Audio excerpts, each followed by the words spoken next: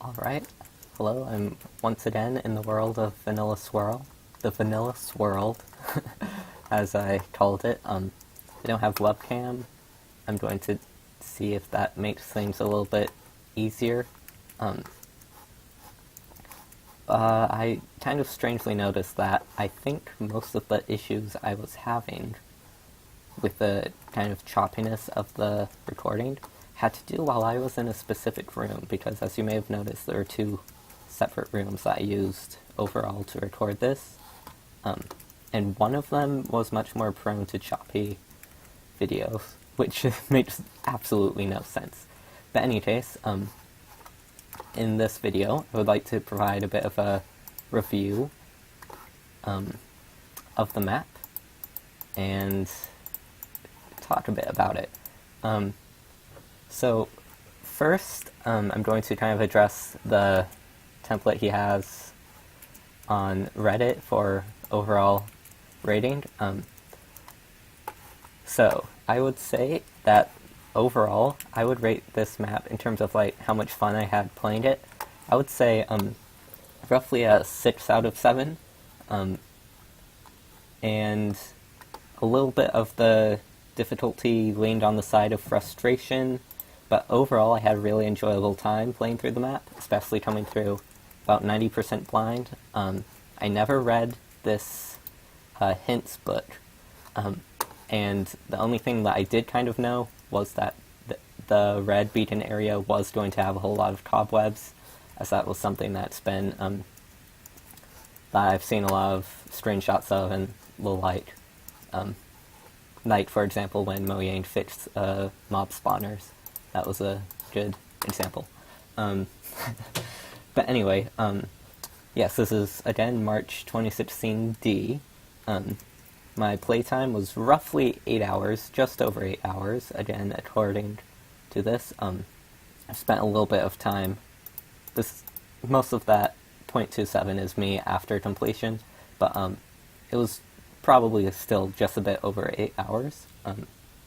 And because loot chests were trapped, and I don't think any of the normal dungeon chests were trapped, I was able to look at the number of trap chests I triggered as well,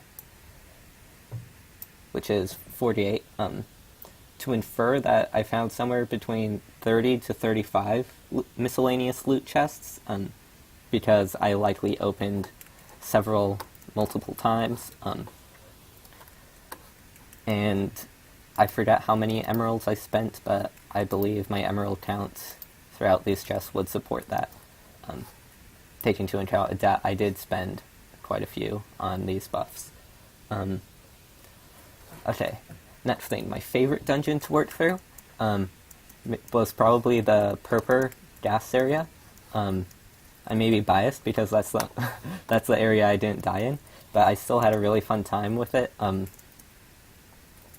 I thought it was a combination of the terrain and the mobs, and there weren't too many spawners, but there were still enough where you couldn't just do it all in one go.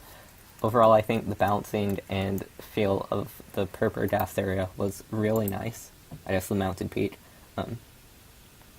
My least favorite, or I guess what I should say is the one I had the least amount of fun going through, was actually the red beacon dungeon, and I feel like I have a feeling that most players will also have that experience, mostly because of the difficulty to make progress, and I'll talk a little bit more about it later, but yes, I feel like there were either too many spawners or too many cobwebs. I'm not sure which, or maybe both. Moving on, I have a little bit of a script, so I'm not rambling. Yes, this next section I'll be talking about the overall progression of the map. I think for the most part it was quite clear what the intended path to continue was. The books in the dungeons were a big help.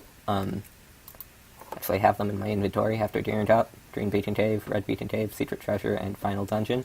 I feel like those were a really big help. it was immediately clear to me that stone blocks were traps from a peak down here. I just threw this muffin away. And finding dungeons was simple and easy enough. Although I did dig my way to the first one, there are several others that were exposed to caves.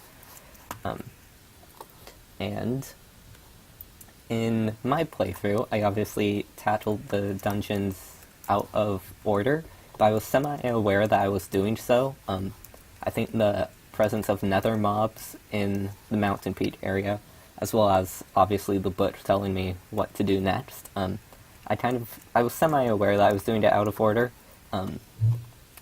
So I think that the current setup of how they're generated is fine. It'd be very hard to guarantee that a player finds a specific dungeon before the next, and it's kind of...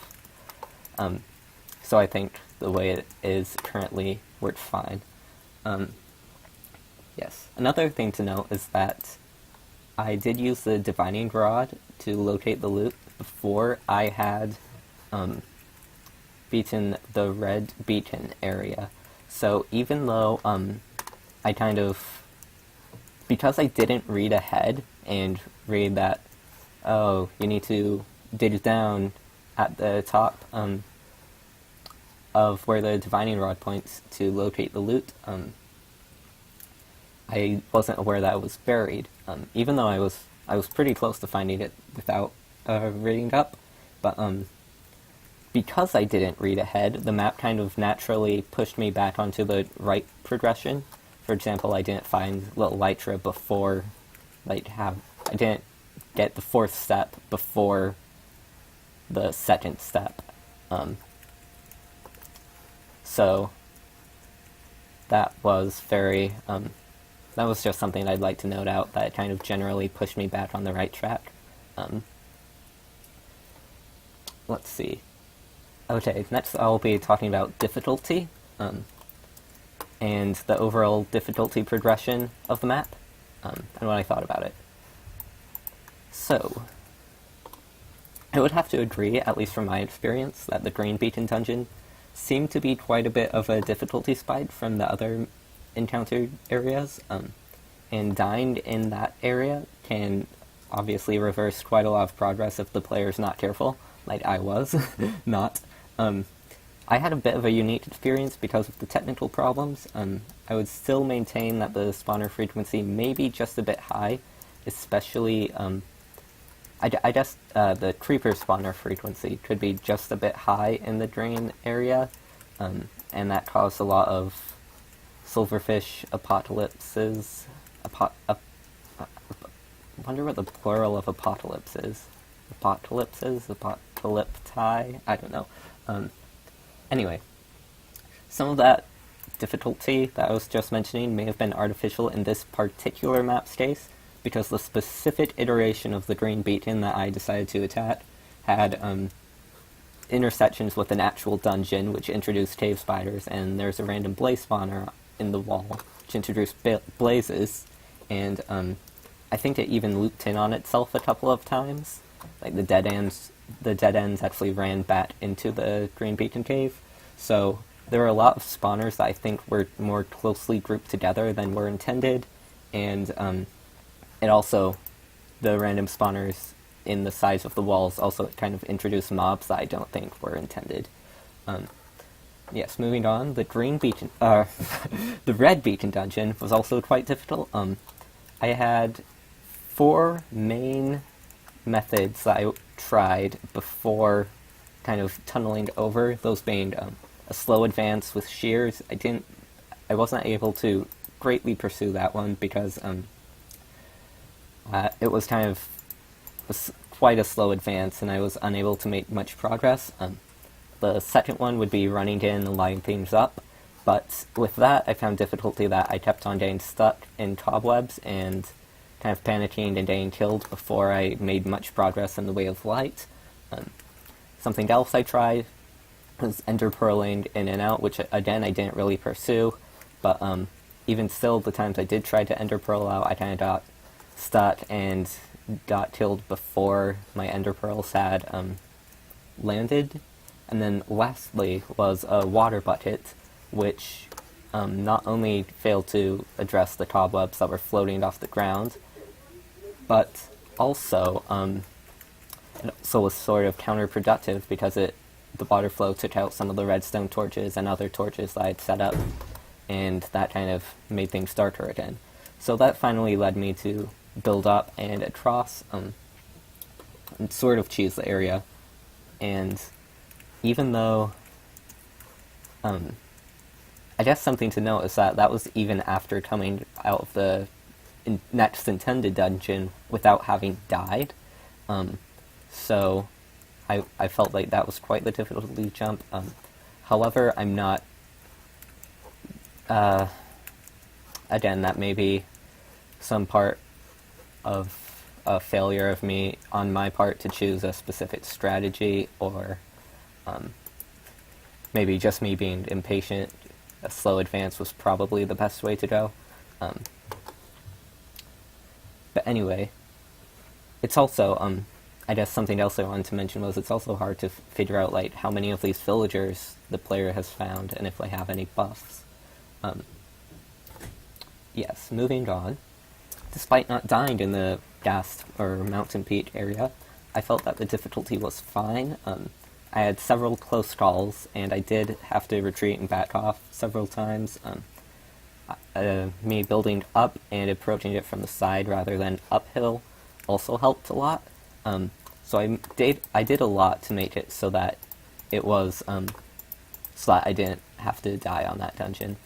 And if anything, it could be just a little bit more difficult in anticipation of the player coming out of better gear from the red dungeon, the red beacon dungeon, because I had neglected to open those, because I hadn't gotten the red beacon dungeon loot yet. So in anticipation of the player having maybe more better weapons and more armor, the difficulty could have increased maybe just a bit, but I felt that one was pretty fine. And then finally, upon finding the purple beacon dungeon, I had essentially the best obtainable gear I could get.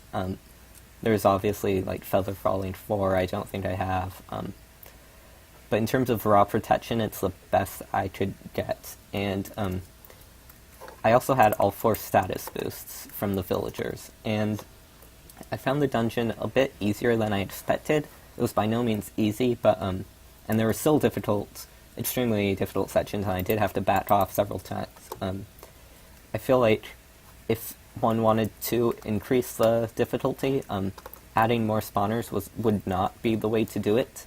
I think it's changing some of the easier mobs for favor of more difficult ones may help. For example, like playing zombies for armored ones, and I know that it's kept mostly vanilla, but I think that could be a good compromise. And also, something I might point out is that if it was possible to artificially increase the local difficulty of that area, that could have kind of helped. That could have helped make the dungeon a little bit more difficult without kind of losing that vanilla aspect. And you'd also get naturally stronger mobs and mobs with more armor and that kind of thing. Yes. Again, I was pretty overpowered. So it might not be the case that everyone finds it as non-threatening as I did, but at the same time, it wasn't too difficult to get this stuff, so I wouldn't discount players kind of being fully geared before going in there as well. Let's see. Moving on. Next thing. I have some general suggestions with the map. A lot of these are just going to be actually, as much as I love Minecraft music, let us turn it down for this video. I've heard a couple of players note that they didn't realize there would be multiple of each dungeon, myself included, even though it's like clearly stated in the spawn book.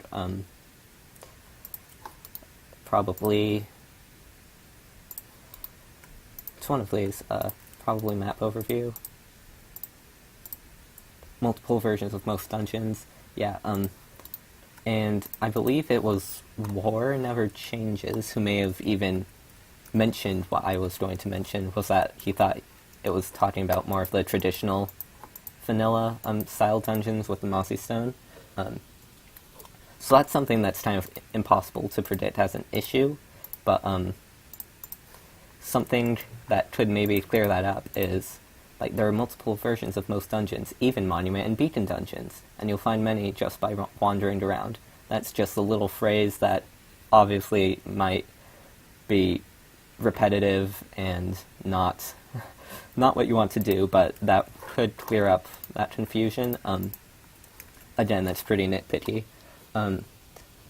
Regarding the teleporters, I didn't find one until I had already completed the Purpur Blot area, and part of this may be that the dungeons and the monument dungeons that I encountered, as well as the secret loot at the top of the mountain, all happen to be fairly south, and as such I didn't explore too much in the east and west directions, so I tended not to pick up on the teleporters, and because they seem to be more in the kind of middle or outskirts of each of the 4 quadrants, I was unable to pick up on the trails of shoveled dirt, sandstone stairs, ice, etc. that led to each transporter, and I think part of that is just me being unobservant, but at the same time kind of the mountainous terrain that didn't help either. Like I was kind of going uphill, it's hard to tell that there was a clear path. But I think that keep your eyes open chests and the arrows that corresponded with them, I did notice those fairly quickly once I saw them, but I feel like they could have generated more at the tail ends of the 8 paths that kind of spawn out from a teleporter, so let me jump through one just real quick. Yes, these 8 paths that kind of jut out, I feel personally like it was perhaps too, like the chests that say keep your eyes open, were perhaps too close to the actual teleporter itself. That may just be my experience, but I think moving, by the time you find one of those chests, especially if they're in the middle of these paths, you're kind of already close enough where you might notice the beacon, or the teleporter. So I think kind of moving those arrows and chests to the very end of these paths could be a useful hint, because it was much easier to tell an arrow than a couple sporadic pieces of dirt, and obviously I didn't see the ice my first time, so ice is obviously quite a bit more obvious to the player. Yes, let's see.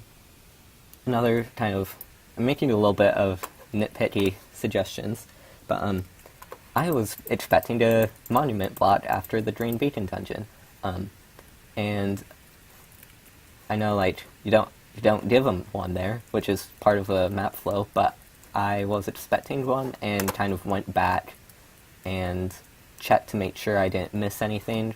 So I think it's like I thought I forgot to pick it up or lost the block. I think these books could do a little bit better job of suggesting the goal of each dungeon. For example, this says secret treasure lies buried in a quiet mountaintop. Here, you know that there's not going to be any monument block here. You know that your goal is treasure. Whereas something here, challenging path will lead to riches. It does say lead to riches, but again, none of these, this says terrific rewards await you. Again, a map to the best treasure, you know that it's not going to be a monument block. Yes, so there's no there's no indication in any of these books where you'll find the monument blocks. That's pretty nitpicky, but it could be, like, for example, let's see, it could be something like where the first monument block awaits you, just to kind of let the player know they didn't miss something. Again, that's pretty nitpicky. Something I felt that I think was just a personal experience in both the green and purple areas was the number of entities. That kind of seemed to disrupt the flow of the dungeon for me. It could be because of my render distance or the like, but it was also the case that creepers were exploding all over the place and my inventory was getting filled up pretty quickly, and as such there were a lot of items just laying on the floor and that kind of thing. A lot of experience orbs, so obviously that stacks up. I don't know how that would affect a higher end computer. My guess is not at all. But that's just something I wanted to point out. Again, last thing, as a general suggestion, would be the number of silverfish that appeared. I thought for the most part it was fine, and correct me if I'm wrong, but I believe the algorithms went through the world and changed all andesite to stone monster eggs, and then changed all stone to andesite. And something that I think could be helpful is maybe in each patch of andesite, I'm assuming this is a patch of andesite, maybe it goes through and converts andesite, diorite, and granite to stone monster eggs, and then everything, all the normal stone to andesite. I feel like that's more likely. I think maybe cutting down on the number of things, like maybe each vein of the diorite, granite, andesite only has a 50% chance of becoming a stone monster egg, or even only diorite and granite, so leave andesite as is, or maybe just granite becomes silverfish. But anyway, I don't know how many of those suggestions, those rapid fire suggestions, would be easier or hard to implement, and maybe it is the case that a kind of silverfish limiter, like we previously talked about a little bit, would be easier to implement.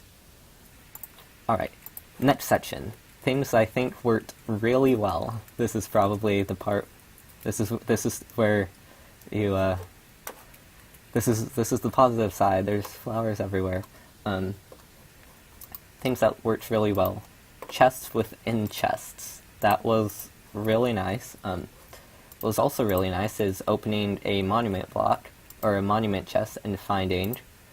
Actually, let's see if... No, I don't think I have something. Then this wood block is a chest. For example, opening the monument and seeing, like, Mountain Peak loot, and the monument block right here. That is the monument block. However it was laid out, probably like this. Yes, stuff like that. Opening and not being flooded with loot was really useful. It was the case that you could just grab this chest and the monument block and kind of plop the chest down later whenever you felt like it, rather than having to, like, be forced to make several trips or whatever. Other things I liked was the chest nesting, putting lower tier loot within the higher tier loot, so it created this sort of exponential kind of thing. And something that worked well with that is that specific, for example, I don't think there may not have been experience bottles in the red beacon, but there sure were in the green beacon, and, well, I think a better example, there wasn't a diamond sword or pit in the red beacon, but there was in the green beacon, and there weren't any arrows here, but there were in the dungeon loot. So, just because that also kept it, like, it wasn't getting redundant, like you weren't getting the same loot over and over, it was, again, stuff that was actually helping you. Another thing I think worked really well these daylight pillars maintained time, a measure of distance from spawn. That was really cool. I really enjoyed that. The wide variety of enchanted books I liked. And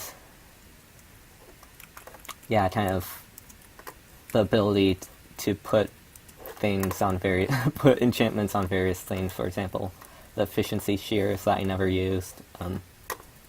I feel could have been really helpful had I gone about that Red Beacon dungeon a bit better. Obviously, mobs dropping food and random tools was really nice. But just indicating progression. This was a nice tip, so that, like, I mean, even though I did do things out of order, you don't get too overwhelmed when you find something and think, like, you have a general idea of what to do, and I think that's really helpful. Like, even this kind of first the first one you find in a dungeon, it indicates, like, what level of gear you should be before moving on. That's really nice. Even though I didn't need it, the book indicating 1.9 food in combat, and the explanation of that, as well as the elytra, are really good things to have, especially since 1.9 is pretty new. And in case people don't know, I think that's really smart to kind of clue them into one of the most key aspects of this map, which is eating. The use of elytra and the jump potions themselves were really fun. That again kind of highlights a 1.9 mechanic. And something else I thought was really well done was the nether and end biomes kind of existing in the overworld. Yes. Now, moving on, again, I have a lot of feedback. A couple of bugs or things that I think could be addressed. Then if we look in here, the third page, this is the obvious one. I believe it could be there's just an extra bracket, or maybe missing the bracket at the end. But this is kind of a mess of syntax. In any case, the links were the same that appeared in chat once I placed the sponge down, and so I still had access to those links, and it could be the case. It could be a bit redundant, but someone who has chat disabled for whatever reason, it could be useful to have this book with the same links. Another kind of buggy thing, I think, was that stone at layer 121 and above did not turn into andesite and was just normal cobblestone. That seems like quite an easy fix, and it's probably unlikely that you need to do it. That's probably the only case in the whole world where there's natural terrain extending up to 120. And obviously I think that was probably made to save kind of some computing time. So you didn't need to, like, test all of the air blocks to see if they were stone. Again, I'm not sure how it works, so if I'm just making this up, go ahead and disregard. Yes, it was still, in any case, it was still a noticeable difference, and if the player happened to spawn it or near a mountain like that, it's especially prominent in Savannah Plateau and Savannah Plateau M. It could be worth checking if a block is in that specific biome, you can check the whole Y level up to the world build height, because I believe those biomes can reach the world build height, as well as maybe Extreme Hills Plus or Extreme Hills Plus M. Not 100% sure there. But again, the biggest bug, I didn't really address this, the biggest bug and issue that I had was that the blue orchid didn't have an important use. I picked it up and I was like, oh, I need it. It must be super important. But no, it was just a decoration. So that was the most obvious bug, I think. No. Anyway, a couple times, moving on a little bit, I tried to intentionally break the map. Such as when I made my fake divining rod.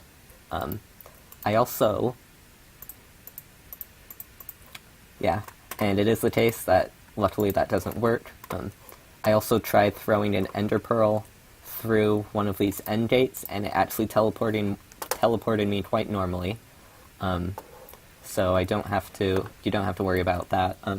I also tried sleeping in a bed in the nether and end biomes, but it is the case that Minecraft checks you for dimension rather than biome, so I did not explode, which is nice, to say the least. And yes, that is the overall kind of feedback. Blue flower everywhere. Now this is kind of the less of a review and more of me asking questions part. I believe the weather is permanently clear, but I would like to double check on that. I'd like to know if villages, pyramids, jungle temples, or ocean monuments have the possibility to spawn naturally, and if so, if there are any changes made to them. I don't believe I saw the looting enchantment, and it could be the case that messes up the loot tables that you've set up, but it could be just like maybe you forgot to add it to a loot table, or if it's intentional, I want to know if there's any way to get looting, or if maybe I was just being unlucky. Yes, and then I'd like to talk about the kind of gritty details of the loot tables, which I thought were really fun, but besides kind of like a general questions, a couple of specific things I wanted to ask were, could witches have dropped potions? My guess would be no, because you modified the loot table for everything, including witches, but that's something I was just wondering. And then, did you change any loot tables for passive mobs, like horses or pigs, or wolves, for example, since they're kind of both passive and hostile? Yes, and then the very last thing is a couple of map requests / ideas. I'd hopefully like to kind of run through and play Mar16D in kind of a more of a speedrun style, trying to do it as fast as I can. But besides that, I'll probably... I had a really great time, so I'd be happy to play a couple more maps. I had 2 ideas. One of them is a tiny biomes world, and the other is a world that is kind of like normal terrain, except it's entirely kind of converted into a hell biome. Kind of like... I don't think I ever caught a hell biome on video, but I think it could be interesting if the whole world was kind of made and then converted to hell biome, so that was the only biome, and any skeleton spawns would probably be wither skeletons, and can make things just as a whole a little bit more interesting. And then otherwise, like, I wouldn't necessarily need any spawners changed, or that kind of thing, but something for the tiny biomes map that I think could be quite cool is, instead of crossing the daylight pillar, let's actually see if Elytra work now. Oops. Instead of... oh, well, crud. Instead of crossing this daylight pillar, converting... these glowstone pillars converting the world from day into night, and I believe it doesn't do it anymore once you have placed all monument blocks, but I think something for the tiny biomes map that could be cool is, rather than doing that, keep the daylight cycle, so it's like always one time of day, like noon for example, but crossing this boundary changes the weather from clear to thunderstorm, and that would have the same kind of effects as if it was turning to night, with the added dangers of skeleton riders, charged creepers, and of course randomly being hit by lightning. And then obviously it could change back to clear weather when going back across. There's a couple of random requests. If you would like to pursue any of those, please let me know. I'd be interested. If you need anything from me, like a kind of preset world that you then want to go and swirl, that rhymed, or anything else that you need from me, just let me know. Again, that's just a couple of requests. No need to see them through, but I think that could be pretty cool. And then, yeah, if you want anything more, if you want any more details on anything I said during this video, just let me know. I'll have probably the full text of my script available somewhere, and you can look that over. I don't want to post the full 2,000 words to Reddit, but yes, thank you all for watching, and I think this bids us adieu to Vanilla Swirl CTM, March 2016D, because I'll probably be playing more in the future. Alright, adios.